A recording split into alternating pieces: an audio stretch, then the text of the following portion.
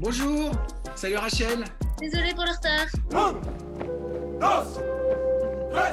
Rachel Lang, bravo d'abord, vraiment bravo pour ce très très beau film qui m'a beaucoup plu. Je dois dire que je m'attendais pas à autant de rigueur. Lieutenant Beaumont, nouvellement affecté au régiment étranger parachutiste. À vos ordres, mon colonel. Votre situation familiale? Je suis marié, j'ai un enfant de 7 ans et mon épouse est avocate. Et madame vient vivre en Corse? Affirmatif, mon colonel.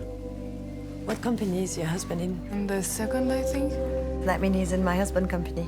Est-ce que tu peux nous raconter un peu ce qui t'amène à faire ce film et ce qui vient de là, en fait, ton parcours, ton rentrée dans l'armée, le fait que tu es réserviste et tout ça? L'élément déclencheur, c'est ma première expérience militaire à l'âge de 19 ans. Donc, par hasard, j'atterris dans une préparation militaire. En 2 semaines, je vis une expérience assez incroyable, très dense, voilà, très, très intense, faite de cohésion, de fraternité, de camaraderie, de choses comme ça. Et en sortant, la question du couple m'arrive en plein dans la face parce que je me dis, mais avec ce qu'on a vécu, avec des parfaits inconnus, avec qui en 2 semaines, je suis devenue frère d'armes, c'est tellement fort. Comment est-ce que les mecs qui sortent retrouvent leur conjoint? Des questions? Des soucis? Des angoisses? RS? Не волнуйся, буду хорошая девочка.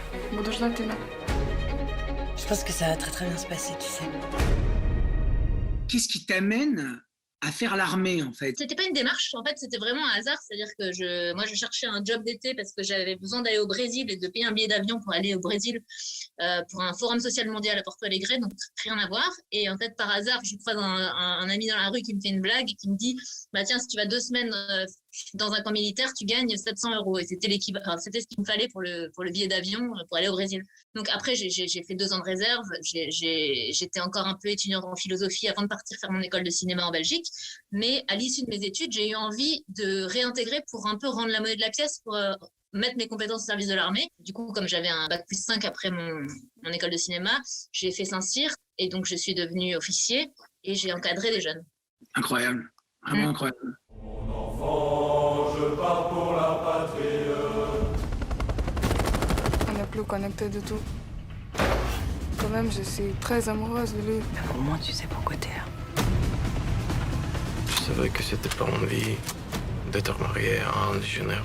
Bien sûr, c'est de la fiction, mais il y a une précision et une rigueur dans ton portrait, tes portraits de couple. Comment tu as travaillé tout ça? En fait, j'avais envie, pour parler du couple, d'avoir un point de vue dans chaque sexe, en fait. D'avoir une femme qui nous emmène dans le monde des femmes et qui nous emmène dans sa problématique de couple, et un homme dans sa problématique d'engagement dans l'armée et dans le couple. Je suis heureux d'être là. J'aimerais que tu nous parles du casting un peu. Comment tu es arrivé vers Camille Cotin et Louis Garrel. Et puis après, j'aimerais qu'on parle de ton extraordinaire jeune actrice donc qui est décédée il y a quelques mois et qui, elle, pour le coup, m'a véritablement éblouie. Bah oui, Ina, c'était vraiment une rencontre exceptionnelle parce que, en fait, je cherchais une Ukrainienne, une Russe. J'en ai rencontré énormément et ça fonctionnait pas. Et par hasard, le producteur, en voyant un film de Shaonas Bartas où il y avait Ina dedans, a dit tiens, pourquoi pas rencontrer cette jeune fille. Et en fait, on l'a rencontrée autour d'une séquence d'essai qui était qu'elle devait raconter sa rencontre avec Vlad et pourquoi elle était venue en Corse. Et avec le peu de données d'infos qu'on lui a données, elle nous a raconté son histoire et on a été en pleurs au casting, tellement elle vivait le moment présent et tellement c'était une intensité, elle véhiculait quelque chose de tellement, de vraiment intense. Et du coup, ça a créé des situations assez intéressantes parce que les autres comédiennes, on parlait que ce soit Nedra Ayadi ou Camille Cotin, donc d'autres types de jeux, se sont toutes mises hyper à son écoute et à sa disposition pour jouer. Je dois te prévenir que ça jase que tu fréquentes les Corses. Et alors? Non, rien, juste je te dis pour que tu sois au courant, c'est tout. Pourquoi c'est un problème? Je peux pas avoir d'enfants, je peux avoir des amis. Comment tu arrives à Louis Garrel? Il prend une place, il a une dignité, il a un port de tête, il a une noblesse. En fait, à la base, je voulais pas le rencontrer parce que je partais de cet a priori que Louis était un peu trop poète, un peu trop poète de gauche avec un livre dans la poche, qui se balade dans Paris et qui fait des comédies romantiques. Et en fait, j'ai fait une lecture avec lui et il a une intelligence du texte qui est telle, c'est-à-dire qu'il a lu un texte mais vraiment imbitable avec que des acronymes, des mots qui ne comprenaient pas, des trucs très insupportable. Et il a été bon, il a été hyper bon.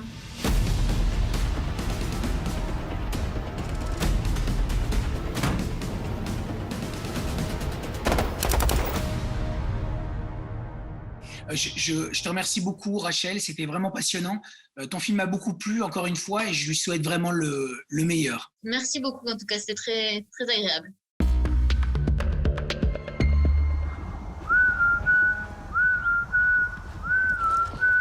Ce n'est pas parce que l'heure d'hiver nous plonge dans l'obscurité depuis 2 semaines qu'il faut avoir les idées noires. Les salles de cinéma sont là pour nous offrir une parenthèse placée sous le signe du cocon ou de l'évasion. It's just a man. Only another man. Cap à l'ouest, le vrai, avec Jane Campion. Lauréate de la première Palme d'Or octroyée à une femme, la cinéaste néo-zélandaise nous donne cette fois une leçon de patience face à l'adversité.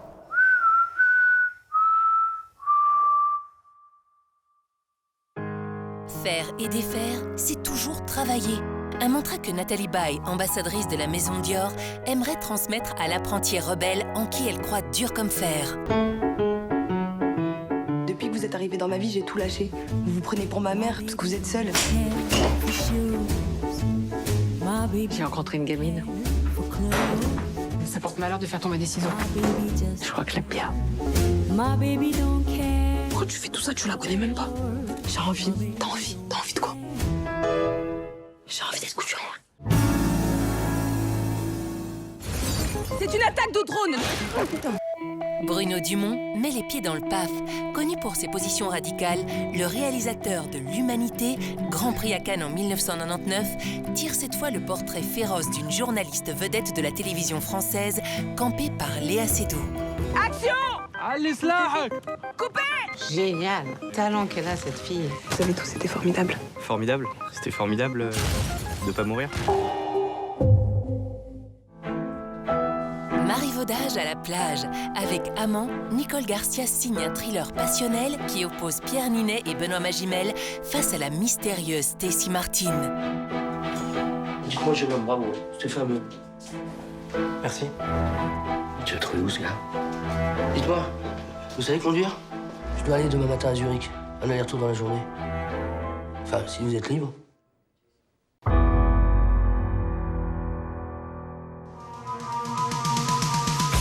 Attention, les fantômes les plus célèbres du 7e art sont de retour pour sauver le monde.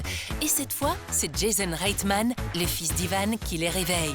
Vous avez dit héritage? There! What do we do? Go, go, go!